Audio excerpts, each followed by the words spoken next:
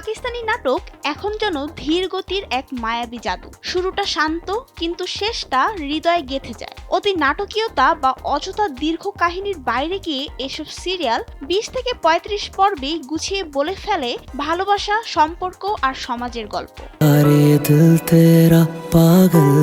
বাস্তবধর্মী প্লটের সঙ্গে পারিবারিক টানাপোড়েন সব মিলিয়ে এক ধরনের আবেগী ঘরনা তৈরি হয়েছে, যা দর্শককে টানে নিঃশব্দে।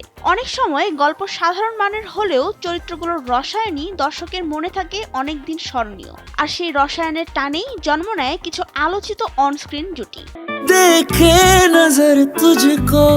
শেরে দানিশ তাইমুর ও সারা খানের প্রথম জুটি যেন একদম শুরুতেই বাজিমাত করে। তাদের চরিত্রের দৃঢ়তা আর পারস্পরিক বোঝাপড়া প্রেমের গল্পটিকে অন্য উচ্চতায় নিয়ে যায়। অন্যদিকে মিমসে মহাব্বতে আহাত রাজা মীর ও দানান্নির মুবিন ধীরে ধীরে দর্শকের মন জয় করেন। বয়সের ফারাক থাকলেও তালহারসির রসায়ন এতটাই বিশ্বাসযোগ্য হয়ে ওঠে যে ভক্তরা বাস্তবেও তাদের একসঙ্গে দেখতে চেয়েছে।